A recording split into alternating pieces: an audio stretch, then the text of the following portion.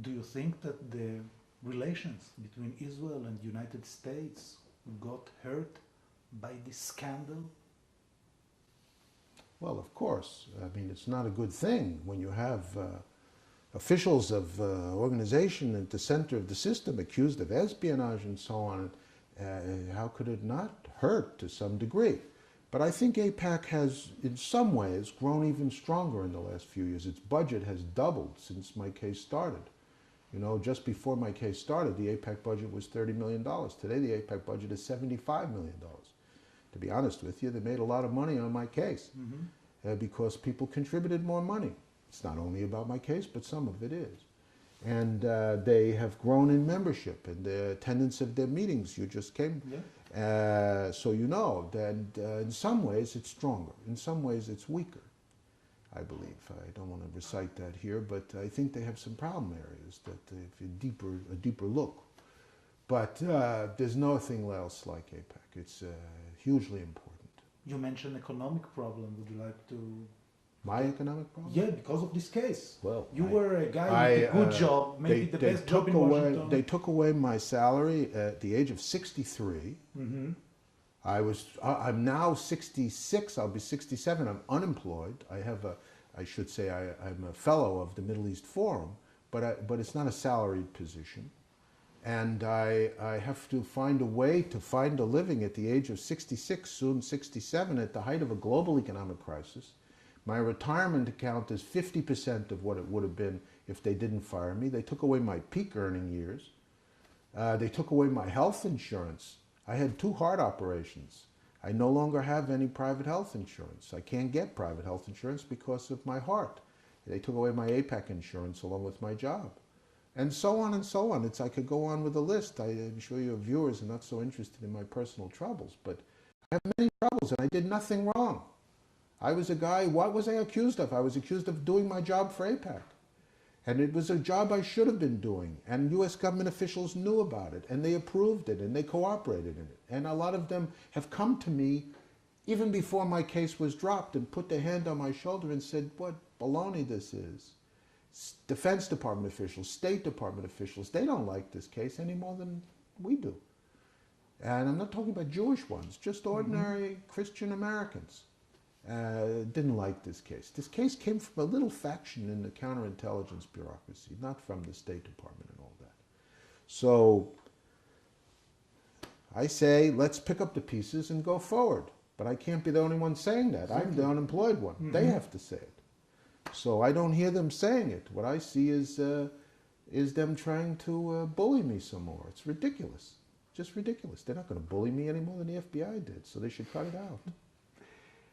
Would it be right to describe you as maybe the modern Dreyfus of the case of in the United States? Well, in some ways it's comparable. I wouldn't want to exaggerate. Poor Dreyfus had no defense. He had no ability to fight. It was a secret trial. Our judge wouldn't agree to a secret trial. They tried to make it a Dreyfus trial, but he said, no, I'm not having a secret trial. We're going to have an open trial.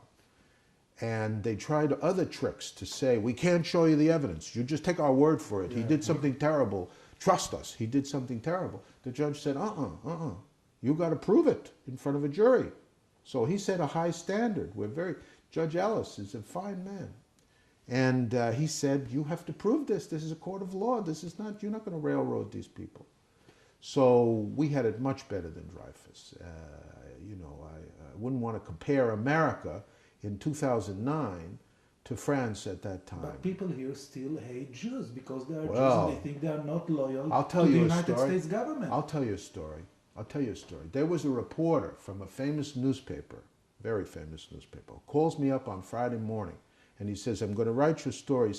He says, tell me, where do you live? And he names the town I live in. I said, do me a favor. We talked about many other things. I said, do you have to put the name of the little village where I live in your story? He said, well, he says, people like to know a little personal detail, so I'm going to put it in the story. I said, please don't put it in the story. He said, why can't you put it in the story? I said, there's many creeps out there. You don't know. The world is full of creeps. And most people wouldn't matter, but one creep, could be a big problem. He said, well, I'll do what I can. But he wasn't very sympathetic. Later the same day, the same reporter sends me an email saying he already posted his story on the internet. And he says, did you see the responses I got to my story? He says, I have never seen so many anti-Semitic remarks on our website. He said, we got a hail of anti-Semitic mail about Jews and stuff. He said he was so shocked. I wrote back, I said, that's why I didn't want you to put the name of my little, which by the way he didn't do. I didn't want you to put the name of my little place where I live. He said, now I understand what you're talking about.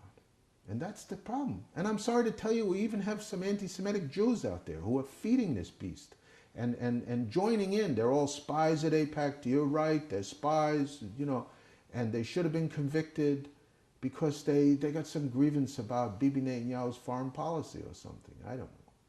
But it's very dangerous. We unfortunately, and after the Gaza war, there's an anger out there about Israel right now, especially on the left. There's an anger in the United States and in Britain and in France that's more intense than it was. And so it's dangerous. When you look back, is there anything you would have done differently?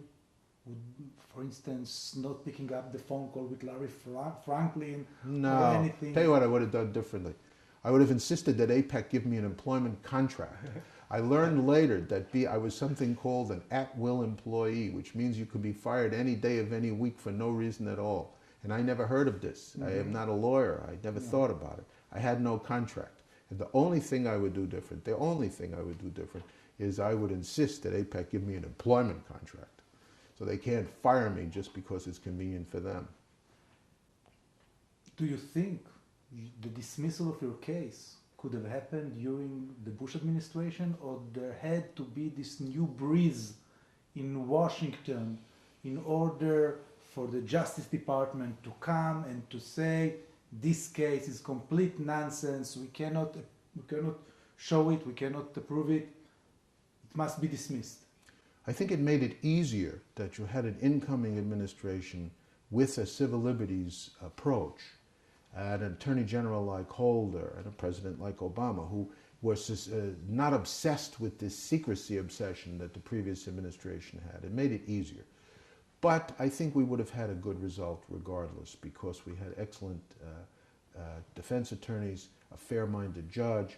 We would have won anyway, even if there'd been the other. But the previous administration, much to my regret, was obsessed with secrecy, and I think they had a very exaggerated idea of the problem of leaks. And it's a rich story. It's the subject of my book. Read my book. We will read your book. We will talk about the book in a second, but